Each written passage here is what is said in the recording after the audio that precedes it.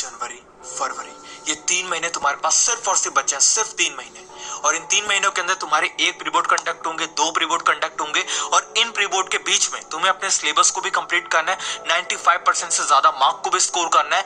और नहीं समझ में आ रहा कि यार मैं इस समय मेरा प्री बोर्ड जो है वो सामने आ चुका है, मैं अपने सिलेबस को स्टार्ट करूं, मैं प्री बोर्ड के एग्जाम की कुछ मत सोचो, कुछ भी मत सोचो, इस वीडियो पे क्लिक करा। मैं डेफिनेटली कह रहा हूं, ये तरीका मैं तुम्हें इस वीडियो के अंदर जो बताने वाला हूं कोई नहीं बताएगा, कोई भी नहीं बताएगा, क्योंकि इस तरीके को अगर तुमने फॉलो किया, लिटरली कह रहा हूं, बूम हो जाओगे तुम लोग, फट जाओगे एक तरीके से। और 100% कह रहा हूं कि 95% से ज्यादा मार्क को स्कोर करके आओगे अपने एग्जाम। जो आदमी साल में 10 दिन 15 घंटे पढ़ता था, वो जब वो चाहेगा कि मैं डेली 10 घंटे पढ़ूं, तब दिक्कत पैदा होगी। अपने मन को ताकतवर बनाओ।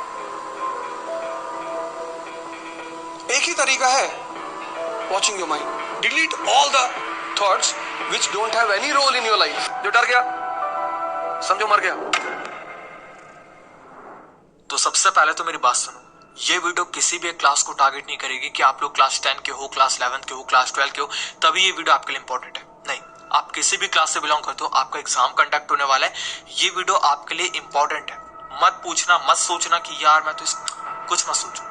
अगर तुम्हारा एग्जाम कंडक्ट होने वाला है तो ये वीडियो इंपॉर्टेंट है, बात खत्म। ठीक है, अब सुनो, तुम्हारे सामने इस टाइम पे 2 सिचुएशन है, एक की तुम्हारा प्री बोर्ड कंडक्ट होने वाला है, और एक की तुम्हारा सिलेबस पूरा का पूरा बाकी है, या फिर थोड़ा बहुत कंप्लीट है, ज्यादा कंप्लीट नहीं करा, ये सिचुएशन। अब इस टाइम पे तुम्हारी सबसे बड़ी क्वेरी क्या है, भैया मैं अपने सिलेबस को स्क्रैच से स्टार्ट करूं, या प्री बोर्ड की तैयारी करूं, या फिर प्री बोर्ड को इग्नोर कर दूं यार, क्योंकि एनुअल एग्जाम मेन माना जाता है। ये तो कुछ नहीं है। सुनो, ऐसा कुछ मत करना। सबसे पहले तुम अपने सिलेबस को स्क्रैच से स्टार्ट कर दो। हाँ, स्क्रैच से स्टार्ट कर दो, जहां से तुमने छोड़ा है, जहां पर तुम्हारा सिलेबस नहीं हुआ है वहां से करना स्टार्ट कर दो। ये मत सोचो कि तुम्हारा प्री बोर्ड कंडक्ट होने वाला है, बट अगर तुम्हारा प्री बोर्ड कंडक्ट हो रहा है तो 2 दिन बाद, जैसे अगर मान लो कि तुम्हारा 2 दिन बाद मैथ का एग्जाम है, तो उसके 2 दिन पहले अपने आप को पूरा उस सब्जेक्ट के अंदर झोंक दो। मैथ का एग्जाम अगर 2 दिन बाद है, अगर तुम साइंस की तैयारी कर रहे थे, स्क्रैच से स्टार्ट करते साइंस को, तो साइंस को छोड़ करके अपने 2 दिन प्री बोर्ड आने वाले हैं, उसके 2 दिन पहले अपने आप को मैथ में झोंक दो, पूरी तरीके से झोंक दो। और उस टाइम पे तुम्हें सारे चैप्टर को नहीं करना। हाँ, ये भी तुम्हारा इंपॉर्टेंट है, सारे चैप्टर्स को नहीं करना। कौन कौन से चैप्टर को करना है?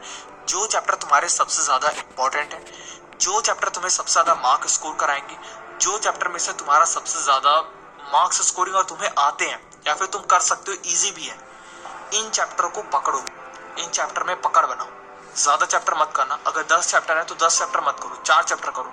4 चैप्टर ऐसे कर लो जो कि तुम्हें सबसे ज्यादा मार्क्स, नहीं तो कम से कम 80 नंबर का पेपर है तो 40 नंबर तो दे दे, डेफिनेटली दे दे। ऐसे चैप्टर को पकड़ लो और डेफिनेटली मिल जाएंगे अगर तुम ढूंढोगे। ठीक है, ये काम तुम्हें सबसे पहला करना है। अब दूसरा काम, जो भी चैप्टर तुम कंप्लीट करोगे, चाहे वो मैथ का है, चाहे वो साइंस का है, चाहे वो एसएसटी का है, चाहे वो किसी भी सब्जेक्ट से बिलोंग करता है, आप लोग क्लास 11 के अंदर हो, किसी भी सब्जेक्ट से बिलोंग करता है, उस चैप्टर से रिलेटेड जितने भी क्वेश्चन आप लोग को यूट्यूब पे बताए जाते हैं कि इन क्वेश्चन को कर लो, ये टॉप 25 क्वेश्चन है, इन क्वेश्चन को कर लो, ये टॉप 30 क्वेश्चन है, यार इन क्वेश्चन को कर लो, ऐसा बिल्कुल मत करना।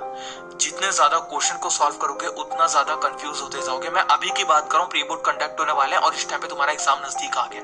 मेरी बात को सुनो, सबसे पहला काम है, मैं आपकी एनसीईआरटी के जितने भी इंपॉर्टेंट है उनको डालना शुरू कर चुका हूँ। क्लास 10 के वो जाकर के देखो, साइंस और मैथ का डल चुका है, क्लास 11 का भी मैंने डाल रखा है, और मैं लेकर आऊंगा, जल्दी लेकर आऊंगा, बिल्कुल परेशान मत हो, आने वाले 5-6 दिनों के अंदर आपका डल जाएगा। बट जितने हो सके कम क्वेश्चन को सॉल्व करो, और उन क्वेश्चन को सॉल्व करो जो तुम्हारे सारे के सारे टॉपिक को क्लियर कर दें। हाँ, सारे टॉपिक को क्लियर कर दें। ऐसा नहीं हो कि यार तुम्हें ज्यादा क्वेश्चन को सॉल्व करना पड़ रहा है, बट अगर आपके एग्जाम के अंदर कोई भी क्वेश्चन आ जाए तो सॉल्व ही नहीं हो पा रहा। ऐसी सिचुएशन में क्वेश्चन को सॉल्व करना कोई फायदा नहीं है। कम क्वेश्चन सॉल्व करो, लेकिन उन क्वेश्चन को सॉल्व करो जो मायने रखते हैं, अपने में एक वीआईपी है वो। ठीक है, ऐसे क्वेश्चन को पकड़ो। वो क्वेश्चन आप लोग को मैं डाल रहा हूँ यूट्यूब पे इंपॉर्टेंट क्वेश्चन के रूप में, वो देख सकते हो, या तो तुम जा करके नेट से निकाल सकते हो, कहीं से भी निकाल सकते हो, बट ज्यादा। अब तीसरी बात, बुक्स, मटेरियल, ये जो मटेरियल आप लोग के सामने आता है कि यार इस मटेरियल को सॉल्व कर लो, ये मटेरियल ले लो, मैं कहता हूं कि वो मटेरियल लेने इंपॉर्टेंट है। और मैं आप लोग के लिए एक बहुत ही बेस्ट सैंपल पेपर की किताब बताऊंगा। ठीक है, मैं अभी यहाँ पे देख रहा था कि कौन सी बेस्ट है, किस कंपनी की, किस पब्लिकेशन की बेस्ट है। मैं आपको यूनिक पब्लिकेशन बताने वाला हूँ जो कि बहुत ही बेस्ट है, इसके अंदर आप लोग को कंप्लीट मिल जाएगा। मैं कुछ टाइम में लेकर आऊंगा, बट एक बात को सुन लो, ज्यादा बुक, ज्यादा मटेरियल, इन चीजों के चक्कर में भी मत पड़ना। मैं आपको बता दूं, एनसीईआरटी तुमने कर ली ना, तुम 80% ज्यादा कवर हो चुके हो। बट अगर तुम क्लास 11-12 के अंदर हो तो वहां पे एनसीईआरटी किसी किसी सब्जेक्ट में काम आएगी, किसी किसी सब्जेक्ट में काम नहीं आएगी। जैसे अकाउंट की बात करूं, अगर मैं तुम्हें कहूं कि तुम एनसीईआरटी से पढ़ लेना, नहीं पढ़ पाओगे, टीएस ग्रेवाल की जरूरत पड़ेगी।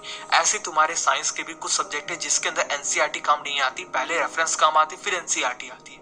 तो इस चीज का ध्यान दो कि एनसीईआरटी तो सबसे पहले करनी है क्लास 10 के पहले जितने भी बच्चे हैं, क्लास 10 के बच्चे हो डेफिनेटली करनी है। बट अगर तुम क्लास 11 के हो तो अपनी बुक को चेंज मत करना। और दूसरी बात, अपने उन किताबों को पूरा कंप्लीट करने पे ध्यान दो।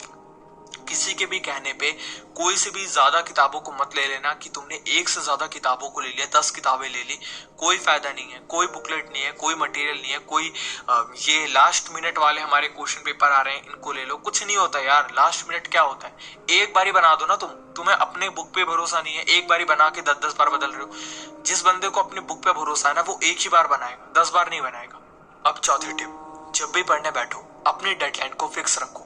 जैसे आप लोग सुबह उठते हो, सुबह उठने के बाद अपने टॉपिक को पहले फिक्स कर लो कि मैं आज इतना टॉपिक कंप्लीट करूंगा। बट अपने टॉपिक को इतना बड़ा मत रखना कि आपका माइंड जो है वो परेशान हो जाए। अपने छोटे छोटे टास्क बनाओ, आज मैं इतना टॉपिक कंप्लीट करूंगा, और जैसे ही वो टॉपिक कंप्लीट हो जाए तो ऐसा नहीं कि तुम लोग यहाँ पे बाहर घूमने चले गए, ऐसा मत करना। तुम उसके बाद अपने नए टास्क को, नए टॉपिक को फिर से डेवलप कर लेना कि मैं अब इतना टॉपिक और कंप्लीट करने जा रहा हूं। अपने माइंड को छोटा टास्क दो और टास्क पूरा होने के बाद फिर से एक नए टास्क को डेवलप कर दो। अगर तुम ऐसा करोगे तो सबसे पहली बात, तुम्हारा माइंड जो है वो थकेगा नहीं, पहली बात तो, क्योंकि उसको लगेगा कि यार छोटे छोटे टास्क हैं, वो ले लेगा टास्क को। उसके बाद जो तुम यहाँ पे गैप नहीं लोगे ना, मतलब एक टारगेट कंप्लीट हुआ, 15 मिनट आधे घंटे का ब्रेक लिया, उसके बाद फिर से नया टास्क तुमने डेवलप करके फिर से स्टार्ट कर दिया, तुम्हारा माइंड हारेगा नहीं। तुम्हारा माइंड को ना कंसिस्टेंसी की आदत पड़ जाएगी और 4-5 दिन करोगे, छठे दिन ऑटोमेटिक करने लगोगे। तो अपने टास्क को पहले मत रखो कि मैं आज पूरे 10 चैप्टर को कंप्लीट कर दूंगा, नहीं, मैं आज एक चैप्टर के सिर्फ एक एक्सरसाइज को कंप्लीट करूंगा। स्टार्टिंग में पहला टास्क यही रखो कि एक एक्सरसाइज का टारगेट है, ठीक है, वो कंप्लीट हुआ, सेकंड एक्सरसाइज फिर से कंप्लीट करूंगा, तुम्हारा नेक्स्ट टारगेट बन गया। तीसरा टारगेट है कि मैं तीसरी एक्सरसाइज को कंप्लीट करूंगा। जो भी तुम्हारे जितना भी, अगर साइंस पढ़ रहे हो या सिस्टी पढ़ रहे हो, अपने टॉपिक को फिक्स कर लो, ठीक है। अब 5वीं टिप, एक दिन के अंदर कम से कम आप लोगों को अपनी सेल्फ स्टडी में, मान लो अगर आप ट्यूशन जाते हो, आप कोचिंग जाते हो, आप ऑनलाइन स्टडी करते हो, हर जगह की स्टडी को हटा करके सेल्फ स्टडी की बात करूं तो कम से कम, अगर आप लोग ट्यूशन हर जगह जाते हो तो 3 से 4 घंटा ले लेना। अगर आप लोग कहीं पर भी नहीं जाते, ऑनलाइन पढ़ते हो और यूट्यूब से स्टडी कर रहे हो, तो उस कंडीशन में मैं आप लोगों से कहूंगा कि वो आप लोग की सेल्फ स्टडी है। एक तो लिखते हुए चलना, और लिखने के साथ साथ कम से कम आपको 5 से 6 घंटे की स्टडी देनी है, इस टाइम पे देनी है। मैं ये नहीं कहूंगा कि यार 10 घंटे 12 घंटे पढ़ लो, नहीं, मुझे पता है स्टार्टिंग फेज में किसी से नहीं होगा, तो 5 से 6 घंटा देनी है। और कैसे देनी है, स्टार्टिंग में जो सामने चल रहा है उसी को लिखते हुए चलो, जो भी लिखवा रहा है लिखते हुए चलो। इससे तो एक तो टाइम बचेगा, और टाइम के साथ साथ तुम्हारा सेल्फ स्टडी भी होती जा रही है, तुम्हारी ट्यूशन वाली स्टडी भी होती जा रही है, डबल तुम्हें फायदा मिल जाएगा, ठीक है। तो ये टिप अगर तुम फॉलो करोगे तो मैं डेफिनेटली कह रहा हूं कि तुम्हें कोई भी फेल नहीं कर सकता। और प्लीज चैनल पे जा करके देखो, इंपॉर्टेंट क्वेश्चन, बहुत सारी चीजें डल रही है, और सब्सक्राइब करो चैनल को, जिससे मैं तुम्हारे लिए बहुत सारी नई वीडियोस लेकर के आ सकूं, ठीक है।